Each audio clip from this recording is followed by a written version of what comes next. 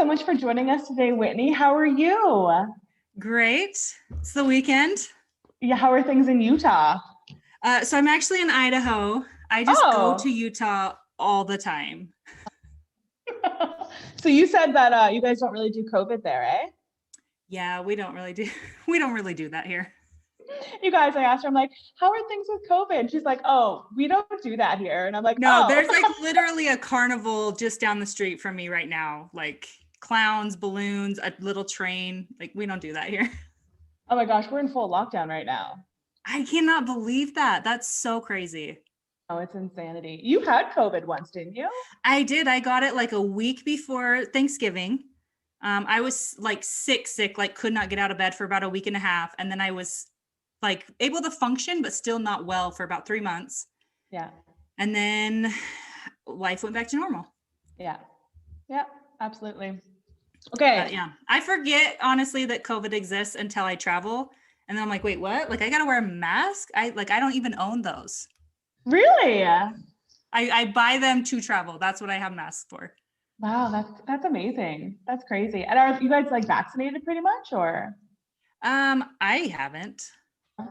I know it's available here, but we live in different worlds. We really do. Oh, it's fascinating because we're like lining up to get our vaccination. We're only at like 40 plus that can get it. And the minute it comes down to our age range, everybody goes and gets it.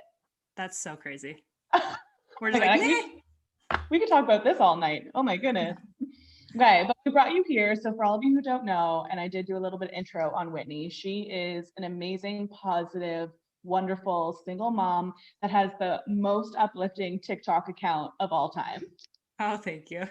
When I first saw your TikToks, they were like so clear and like positive and amazing. When I first saw your first video, I was like, oh, she's got to have hundreds of thousands of followers. Then I went and looked and you had like 2,500 followers. I'm like, what is going on? I hear that all the time. People are like, how do you not have like 100,000 followers? And I'm like, literally, I don't know, but here we are. Growing really fast. You just hit 10,000. Congrats. Thank you. Yeah, that is amazing. So, okay. One thing that's striking about your videos right away is your positive mindset. And I think you kind of shifted into the dating TikTok just relatively recently, right? Yeah, kind of. So for a while, my parents used to follow me on TikTok. I actually blocked them. But like every single video I would post, like my dad would call me and he's like, Whitney, why are you putting that on the internet? Whitney, you can't say that. Whitney, what? And I'm like, dude. And then he's like, Whitney, you need to have a niche. You need a niche. Nobody's going to follow you if you don't have a niche. And I was like, Dad. I'm not like looking to be TikTok famous. Literally, I'm like, oh, I think this is funny. I'm going to make a video about it. And it's fun when other people also think it's funny. But if not, then I'm like, I don't know. Like I enjoyed this. Mm-hmm. So that's my niche is I'm like, I find this funny. That's it. Absolutely. But you have such like a positive mindset about everything, especially in regards to dating, which is why I wanted to bring you on here because I'm all about keeping dating positive. Now, you have that with your whole life, but does that leak into dating for you? Do you have like a pretty positive mindset around dating as well? I think so. Okay. So honestly, like in this age of like online dating, which is a huge thing, obviously, and especially with COVID, and especially because I live in a small town, no one is around me. So online dating is the option. I feel like I must be doing it wrong or maybe right. I don't know, because like all the experiences everybody has that they complain about with online dating, like getting unsolicited pictures or being like catfished or being ghosted or being stood up, like I've never had any of those things happen to me. Like, I don't think I've ever even been on a bad date. If you're like, what's the worst date you've ever been on? I'd be like, honestly, I don't know. And so maybe that just comes down to attitude around it. Mm-hmm. I enjoy dating. Like if anyone asks me and they're, especially if they're like, hey, I'll come to your town and take you on a date. I'll be like, done. Let's do it. Let's go. You know, like, I'm like, why not? Is I find it's the same thing. Like when I was online dating and I had a horrible mindset, I had a horrible experience. When I shifted my mindset and then moved into the online dating space, I was never sent dick pics or, told off or gotten too sexy too quickly. Like that never happened. And I don't know, maybe it is the mindset. Maybe they're just picking up on it as well. That's a really good theory. I have been told from some people, they're like, oh, well, it's how you present yourself.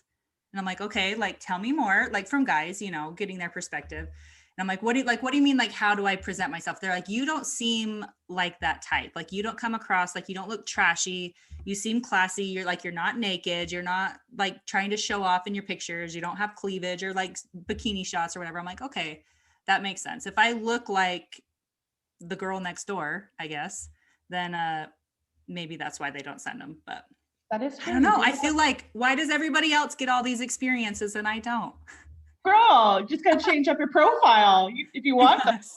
I need to get more sexy, I guess. Yeah, make it happen. Okay, so I picked up in pieces with your TikTok that you're looking for a very specific type of man. Now, can you tell us what it is that you're looking for in a guy? Basically, me, but like maybe about 6 inches taller and a male. It's pretty much it. No, I feel like it's all on like a scale. Like I'm not gonna say he needs to be between 6'2" and 6'5". No. I mean, if he is shorter, but like he makes up for it in other areas, great. So whenever people ask me like, what's your type? I'm like, yeah, I feel like it depends. There are a few things I think I'm pretty funny. So if we have a similar sense of humor, laughing together, to me, that's a big deal. To be able to just enjoy each other's company, have fun together. I'm like medium fit. Like I work out, I go running, I go to the gym, but I also sit on my couch and watch an entire Netflix series and eat 37 cookies in one sitting. So if he's can do both of those things with me and not be like judging me, then I am in for that. Driven, someone that's like has their own goals and ambition and they're working towards things. I feel like once I got divorced, my marriage was kind of like a slingshot or like a bow and arrow that was like pulling me back. But as soon as I was released, like I feel like I have soared. I've been divorced for about 2.5 years, and like looking at where I'm at now to where I was then is insane, and I love it, and it's amazing. But I'm looking for someone that's similar to that, someone that is looking to like improve their life, and that we can do that together, that we can have that partnership and we can work to that together. Do you remember the moment that bow and arrow was released? Do you remember the shift for you? Was it a certain amount of time or was it a specific thing? I remember that exact moment. Oh. So I try not to speak negatively of my ex. He's a great guy. He just wasn't great to me. But we were still married at the time. And I don't even remember what had happened. Something had happened and I was talking to his mom and he was upset about it. So he called and he was telling me what a terrible person I was and I was ruining my kids' lives. And then his just friend was also messaging me and telling me what a terrible person I was. And I was at work at the time and I'm like in the closet bawling. And I was like, I don't know what is happening because it's all fresh, you know, like I had just found out about her. And then all of a sudden it just like something in my brain, like a switch just flipped. And I was like, I'm over this. Like I am done. I'm putting this to bed. I'm moving on with my life. I'm picking myself up and I'm like taking control basically. And I like, it was like a physical feeling I like came over me and I did like, I blocked both of them on everything and I picked myself up and I have been killing it ever since. Yeah. He like is on TikTok. Breath. If anyone follows him, we have both grown a lot. We've both moved on. No ill feelings. Because you don't mention that on TikTok at all. Yeah. But yeah, it's like this big deep breath. Like you're like sometimes like on the floor, you're just like a version of yourself that you don't recognize. And then literally you take a deep breath and you're like, no more of this. And then you never look back. Yeah, I was like, no, I'm over this. Yeah. We're moving on. Oh my God, I love it. Okay. So we're going to go into some fun topics. So my favorite series, the first thing that I saw of you was when you did those boyfriend applications. That was so much more than I ever thought it would be. Did it really take off when you started doing it? Because that was so much fun. So here's what happened is I think it was Christmas maybe. There was a point that I was like at my parents' house. We were all, like my whole family were just laying around talking. And somebody made a comment about, oh yeah, like you should make a boyfriend application. And I was like, oh yeah, whatever. Like that'd be funny. Cause there's so many comments on TikTok that are like, oh, where do I submit my application? Oh, and things like that. So I was like, okay, so we're just sitting around at the holidays. So I pull up like a Google Doc and I make a boyfriend application. I didn't say anything about it. I didn't tell anyone. And I put it in my link tree in my bio, like on all my social media, just as a joke. And it was a few weeks later, I pull it up and there was like 7 applications. I was like, wait, what? Like, how did people even find this? So I'm looking through them and I was like, this actually would be really funny to like make it a thing. And I was like, we'll do like a contest. And then the best one, I'll fly out and visit them and we'll go on a date. So I put it out on TikTok and I thought I would maybe get a few responses. I don't think it was even 24 hours and there was like 212. Gosh, really? I didn't know it was that many. What? I was like, just a reminder, like your only prize in this is a date with me. Like it's not anything really fancy. And so I'm trying to go through and I was trying to review them. And like, I was trying to make a video on each one and I was trying to be careful not to offend people. And then also try to come up with like something new and funny to say about each one. And I was like, this is too much. And then I got sick with COVID. And it was like overwhelming and I had to turn them off. And then I was like, I can't, I can't. The response was way more than I expected. I thought like maybe 10 applications, not over 200 in my wildest dreams. And you read a couple out, like which one was your favorite? So I went through probably the first, I think I got through like 6 or 7. There was one that someone had filled out the application as if they were a cookie. Mm-hmm. And they didn't use their real name. So I don't know if it's someone that actually knows me, but like tacos and cookies are the way to my heart. And so I was like, wait, what? A cookie? So that one honestly was so funny. They had so many good responses in there. Did you go on any dates from it? I did not. You got to go back through those applications, girl. Okay. So here's what happened is I ended up getting sick with COVID. So I didn't obviously go on a lot of dates at all because I was sick for like 3 straight months. It was through the holidays. Shortly after, on my podcast, we had a guest that came on and he was like, oh, I'm only doing this podcast because I wanted to ask you out. And I was like, okay, haha. And he's like, no, I'm serious. So then we kind of started hanging out a little bit after that. And then he friend zoned me. No. And so since then, I haven't honestly really gone on a lot of dates because anytime I'm like, oh, I want to do something, like we are good friends now. So I just call him and we just go do stuff together. Oh, was he the one that you went on vacation with? Mm-hmm. Cutie pie. And you guys like threw pie at each other's face? Okay, I'm obsessed with your account, just so you know. So I know everything about you. Yeah, that's the one. That's the one. So shared energy. We went to Costa Rica together for a week. Like literally everyone we met on our trip, they're like, oh my gosh, you guys have such great chemistry. You're like, you guys are the perfect couple. You're so amazing. You're a dream couple. How long have you been together? We're like, oh, we're not. And they're like, oh, whatever, you're lying. We're like, no, we're not. The reason that we get along so well is because we don't date. Okay, yeah. And that's something that a lot of people don't talk about is the fact that just because you have chemistry, just because you're attracted to each other, doesn't mean that it's going to be a romantic thing for the rest of your life. Yeah. A lot of these relationships and these connections we make, they are what they are and they'll evolve into that. And sometimes it's beautiful. Yep. And we have a great relationship. Like we're like an old married couple. Like there's no nothing. Like we'll pee in front of each other. Like there's no boundaries. But I mean, there are boundaries where there need to be. Like, I mean, he went on a date the other night and then he texted me. He's like, yeah, I just went on this bad date. We spent an hour of me showing her videos of our vacation together. And I'm like jokingly, I'm like, oh, does she know we have an open relationship? And he's just laughing. We're like, yeah, whatever. But there's things that he does, and I'm sure things that I do, that if we were in a relationship, it would not work out. Mm-hmm. But since we're not, then I'm just like, yeah, you're not my monkey, not my circus, whatever. Like we can move on and just enjoy the good parts. And then the crappy parts, I'm like, yeah, that's not my problem. Yeah. And that's another like breath that sometimes we take, like the breath when we're like slinging that bow and arrow, but that breath of just allowing the other person to be themselves. Mm-hmm. And loving and accepting them for that. It's so much easier when you're not in a romantic relationship to be that way, but it's something that we can practice with like everybody, including a potential romantic interest. Oh, definitely. Definitely. I feel like there is, I like, especially, I got young, I got married very young. And a lot of people that, especially if they get married, like to their high school sweetheart, they don't have a lot of like dating experience, that they look at relationships through like this one dimensional, like conventional lens. Like this is what a relationship is.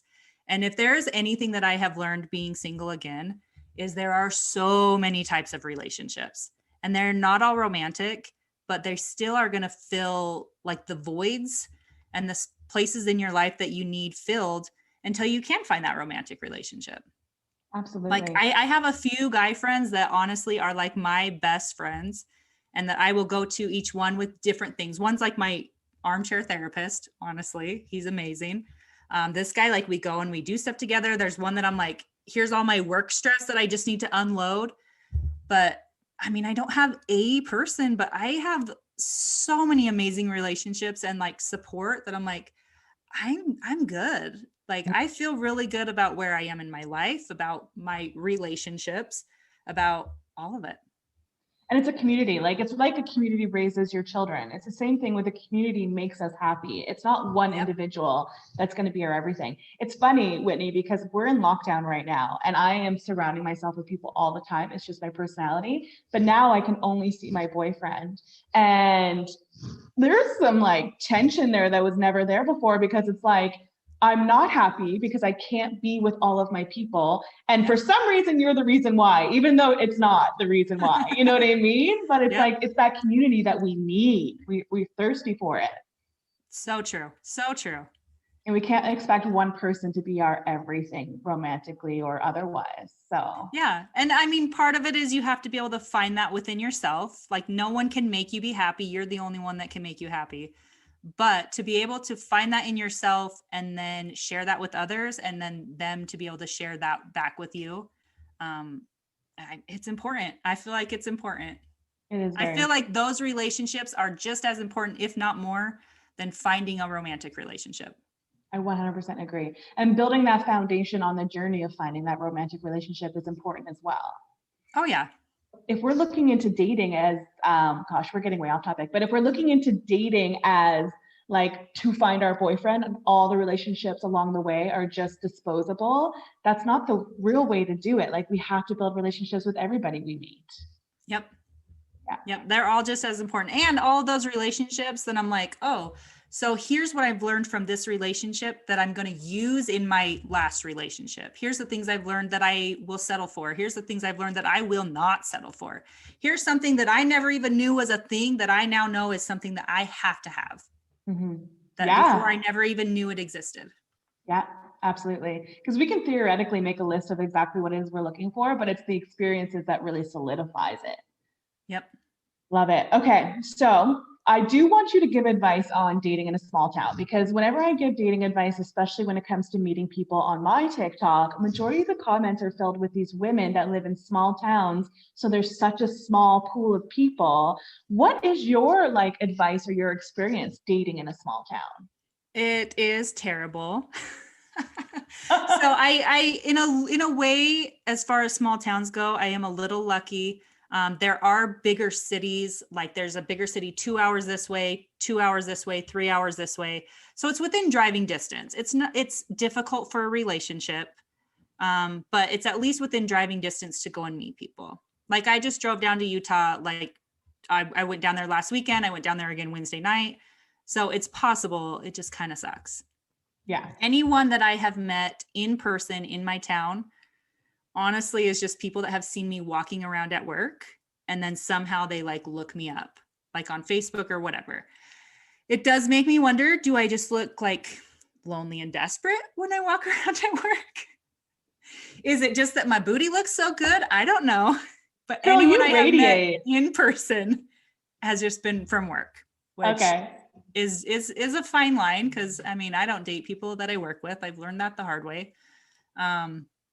But as far as like just organically meeting people here in town, doesn't really work.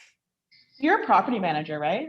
I am. Yep. So I walk around apartment complexes. A lot of them are under construction. So there will be like different builders or like landscapers, the garbage man, things like that, that they just see me. Mm-hmm. But yeah, just like going out and meeting somebody, going like to a bar and meeting somebody, that's not a thing here. No. The only single man I've run into in Home Depot is my ex-husband. So that doesn't work. So I do date a lot online. I do travel a lot for dating. I've driven for dates. I flew across the country to Florida to meet some stranger from TikTok. He didn't murder me, luckily. It actually was a blast. Oh, We're can you still tell friends. us that story? I didn't know that. Yeah. So I met a guy on TikTok and we talked for like a month, and I was like, so I feel like there's two kinds of people. There's the people that want to talk to decide if they want to meet up, or the people that meet up and then decide if they want to keep talking. I'm the second. Like, I feel like there's a totally different vibe in person than there is like online or texting, or even like Marco Polo, video chatting, FaceTime. It's just different in person. So I would prefer to meet in person and then decide, do I want to waste my time getting to know you, rather than let's talk for 6 months and then we meet up. So we talked for about a month and I was like, hey, let's go to the beach. And he was like, this is crazy. Okay. And I was like, please don't murder me. So I flew over to Florida. He lives in Kentucky, but he drove down to Florida. We met at the beach. We were there for the weekend. It was amazing. It was so fun. We had a blast. The power of a yes. Yeah. It honestly, like, and the whole time I was like, this is stupid. Like, I'm an idiot. I deserve to get murdered. But at the same time, I was like, I can't like live my whole life in fear. It's not like he's a complete stranger. Like, we've talked enough that I feel okay with it. Also, like, I have a credit card with a very large limit. I can get my own Airbnb. I can get an Uber. I can get a flight home, like whatever I need to do. I'll be fine. It was so fun. Oh. And I mean, he's moved on. He has another relationship now. He has a girlfriend who lives closer to him, but we still talk like every single day. We are like best friends. So was there a lot of like romantic chemistry at all, or did it just turn into friends pretty quickly? Oh yeah, no, it was great. There was one point that he was like, yeah, I really feel like I could see us together, but I live in Idaho. He lives in Kentucky. We both have young kids. Sometimes it just doesn't work out. No matter how well things are going to go, it's just not going to work out. Yeah, absolutely. Okay, so what is the most romantic experience you've had in this little dating window that you've done? Because you're really putting yourself out there, which means that you've had some probably awesome experiences. What was like the most romantic or the most memorable experience that you've had? So one, if you want to go romantic, I'm going to be honest, I'm not very romantic. But on that same trip, when we were in Florida, there was one night that I was like, hey, let's just get dressed up. Like, he wore a bow tie. I wore a fancy dress and heels. Let's just go out on the town. And here's the thing. I guess this would be one thing I'd be looking for, is sometimes I just have crazy ideas. And I've been told I'm a lot. I'll admit that. But when I can find someone that will go along with those and they're like, whatever, this is kind of dumb, but let's go do it and let's have fun, then I'm like, oh yeah, you're my person. So we get all dressed up, did my hair, fake lashes, heels. We went and we just walked along the boardwalk. We took pictures of each other. And then we walked out along the beach and put music on his phone, and just the two of us alone on the beach, all dressed up fancy. We just like, we're dancing together on the beach. And I was like, oh my gosh, this is so sweet. And he's like, I would never have done this. If anyone asked me this, I never would have. But for some reason, when I'm here with you, like, it just feels right. And I was like, let's go get married. Girl, you have a journal that you can write this all in so that when you're old and wrinkly, you can be like, oh my God, that was amazing, right? Right. You have a journal, you're writing all this down? Kind of. I mean, I assume social media is basically like a journal, right? Exactly. You're right. I'm like, I've got my pictures. I put them on Instagram. I'm like, here's all my favorite parts. Mm-hmm. Hopefully that works out. Yeah, I'm keeping all of my stories in like a book or something, so that when I'm old or my granddaughter like pulls it out of the closet after I'm long dead, she'll be like, oh my God, grandma was like, That's honestly a really good idea. At some point, my grandkids are going to be like, wait, this is our grandma? She did all this stuff? What?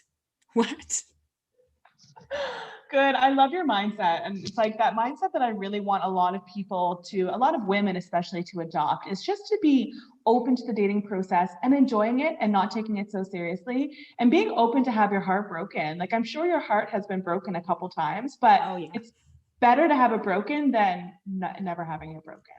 So one thing when I was very newly divorced, like I joined a few like singles groups on Facebook, just trying to meet single friends because like my married friends are amazing and I love them so much, but it's not the same. It's not the same as having single friends, divorced friends, like people that know what you're going through, that understand like the crap of just being single in your 30s.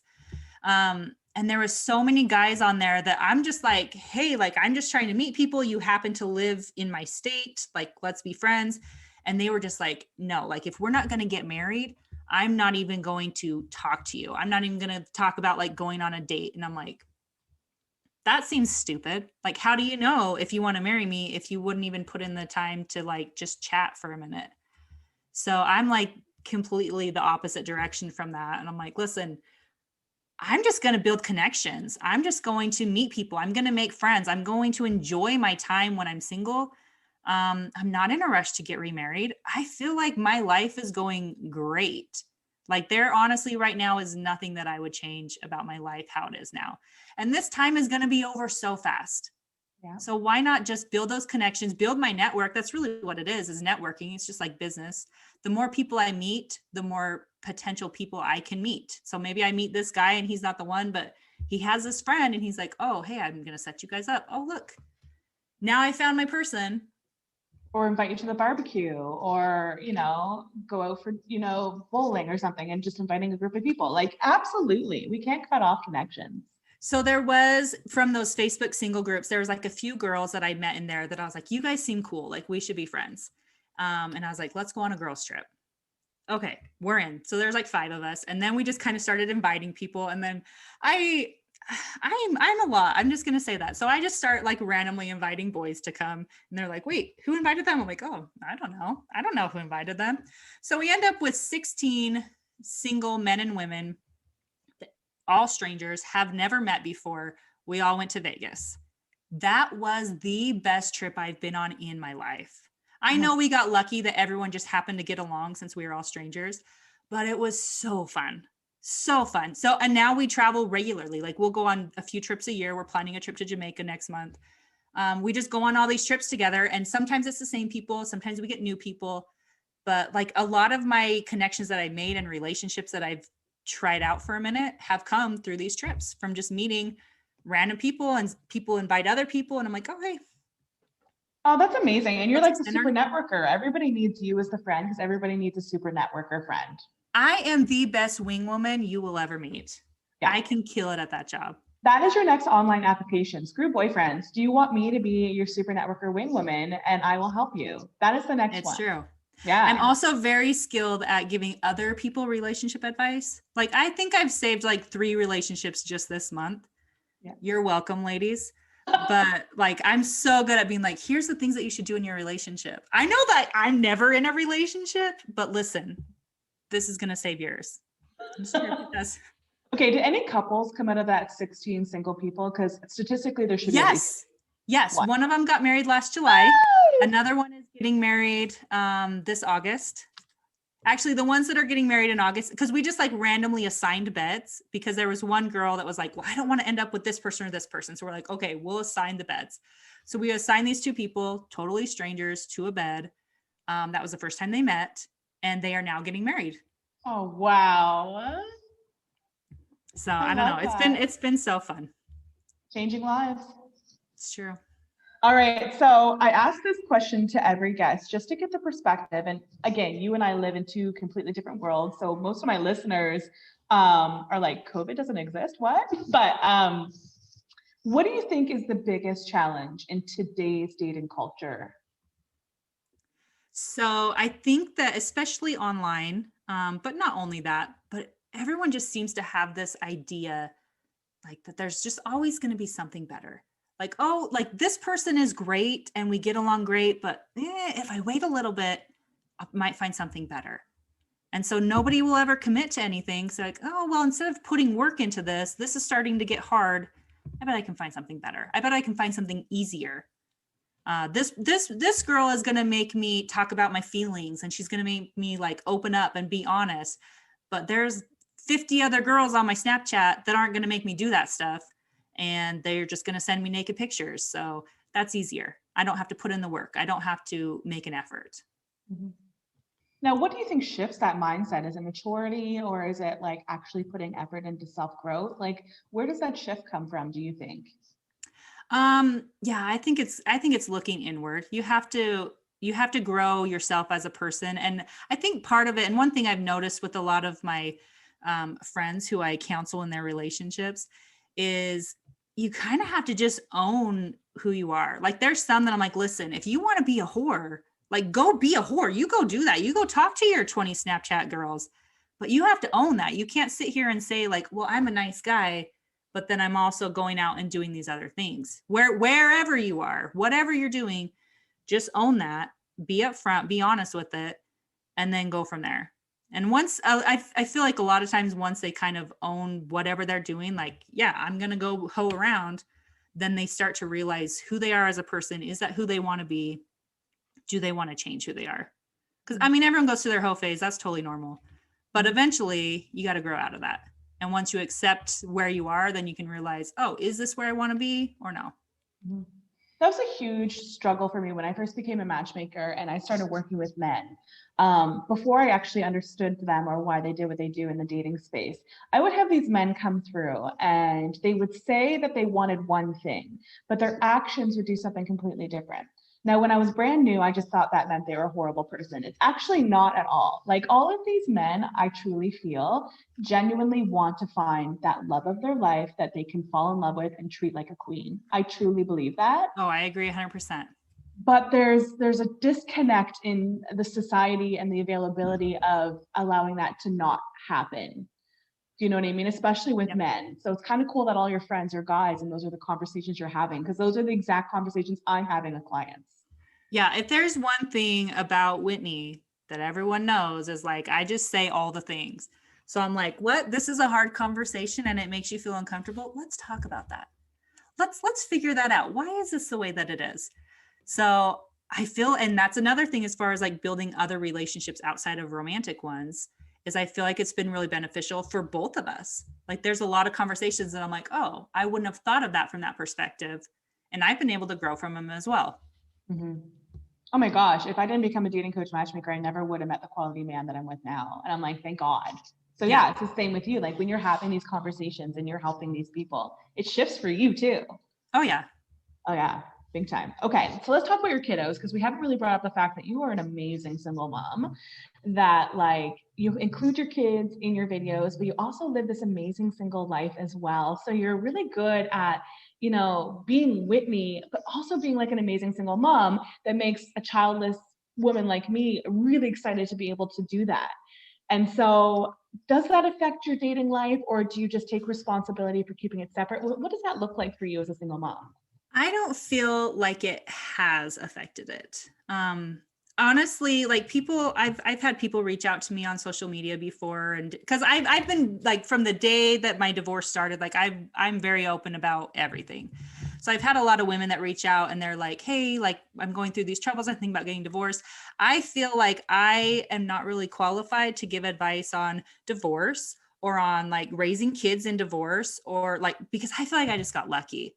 Like my kids are amazing.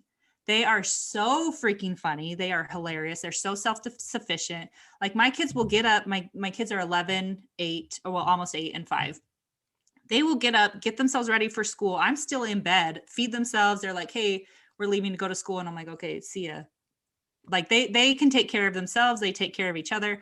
I feel like honestly, I got lucky in a lot of ways. But they are so funny. They are so smart. They're so just sweet.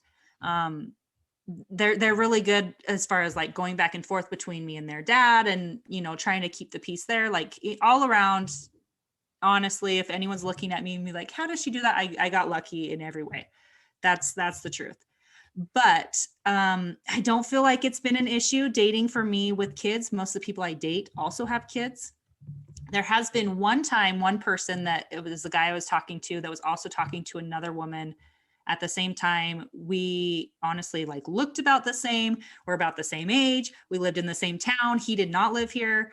But she didn't have kids and I did. And there was one point where he made the choice and he had chose her. And I was like, okay, whatever. Like, you didn't want me, then I don't want you. Like, I move on with my life. But like a year later, he came back and he was like, I always am thinking about you and I miss you. And when I drive past that town, like it's you I think of and not her. And I was like, well, you're still like actively dating her. So maybe don't say that, but okay.